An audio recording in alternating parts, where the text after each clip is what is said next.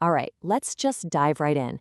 We're going to break down an analysis that lays out an urgent and, frankly, pretty shocking timeline for the future of AI. The argument is that we are absolutely blasting through levels of progress, and that has some profound implications for every single one of us. And this is the year at the very heart of it. According to this document, by 2027, the arrival of artificial general intelligence, AGI, becomes strikingly plausible. And look, that's not some far-off sci-fi date. That is right around the corner. So what are we actually talking about when we say AGI? This isn't just about a smarter chatbot. The key, the absolutely crucial point, is that it can automate high-level thinking. And the real game changer? It can automate AI research itself. That creates a feedback loop that, as you'll see, changes everything. Okay, so a prediction that bold needs some serious backup, right? How does the analysis even get to 2027? Well, it's not about one single breakthrough. It's about the compounding effect of a few key trends happening all at once. Let's break those down. The document points to three main engines pushing us towards AGI at this incredible speed.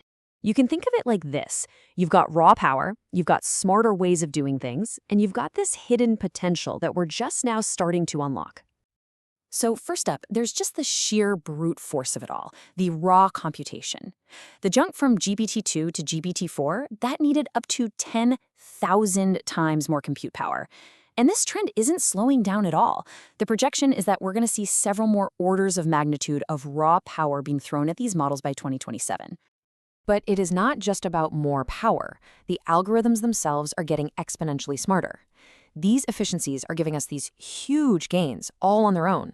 For example, in less than 2 years, we saw performance on a key math benchmark improve by nearly 1,000 times. That's a perfect example of working smarter, not just harder. Now, this third driver is maybe a little more subtle, but it's just as powerful. It's called unhobbling. The basic idea is that these models already have these vast, hidden abilities that we haven't even tapped into yet. Small, simple tweaks in how we train them can suddenly unlock huge jumps in performance, taking them from just a chatbot to a capable agent that can actually do things. So you combine those three drivers, and you get a pretty clear path to AGI. But here's the thing the analysis argues. AGI isn't the finish line. It is the starting gun for something way, way bigger, an intelligence explosion. So what does that actually look like? Well, once an AGI can automate AI research, the numbers just become staggering. The analysis projects that our current computing infrastructure could support over 1 billion human-equivalent AGIs, all working on the problem of making AI smarter, and all of them working at, say, 10 times human speed. And the consequence of that is it's breathtaking. With that many digital minds all focused on one problem, a full decade of human-level research could get done in less than a single year. The pace of progress would just become almost impossible for us to even imagine.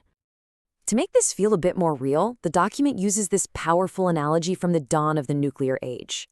Think of AGI as the bomb, a massively more powerful version of what came before it.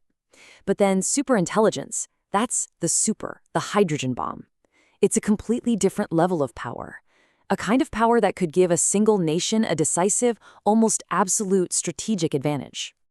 And this incredible potential for power, well, it naturally creates a super high-stakes race. And that race introduces a whole set of critical challenges that, this document argues, we are dangerously unprepared to handle right now. The first challenge is a security crisis. And this quote from the analysis, it's stark, but it really highlights the concern that the security at our AI labs today is so bad, it's like they're just giving away the keys to the kingdom, the blueprints for this world-changing technology. The gap between where we are and where we need to be is just massive. The document argues we need to go from what it calls random startup security to a level of protection that you'd expect for state secrets, what it calls North Korea-proof.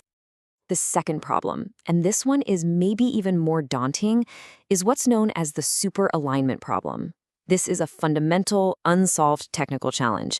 I mean, how do you reliably control a system that is, by its very definition, smarter than you are? The stakes here are, well, they're literally civilizational. And trying to solve this is made so much harder because of this frantic race we're in. There's pressure to move fast, it's incredibly difficult to keep an eye on a super intelligent system, And the sheer speed of that intelligence explosion means if something goes wrong, it could go wrong really, really fast. And all of that brings us to the third critical challenge, the geopolitics. Because superintelligence offers such a decisive advantage, this isn't just another commercial competition. The analysis frames it as a race for national and even civilizational survival, and that pushes nations to take enormous risks. So given this really stark picture, a rapid timeline, this intelligence explosion, and these critical security and safety challenges, what does the document propose we actually do about it? Well, it lays out a series of immediate priorities. The recommendations are pretty clear and they're targeted. For policymakers, the message is mandate security upgrades now and start working with your allies. For the AI labs themselves, get that state-level security in place immediately and pour resources into solving the alignment problem. And for the rest of us, for society, we need to wake up to this timeline and start preparing our economies and our institutions for what's coming. And this timeline is really the final urgent reminder of why we need to act now. Over the next couple of years, we're likely going to see shocking new capabilities. By 2027, governments might feel they have no choice but to start their own massive AGI projects. And by the end of this decade, we could be living in a world that has been fundamentally reshaped by superintelligence. So ultimately, the document leaves us with a choice of just staggering proportions.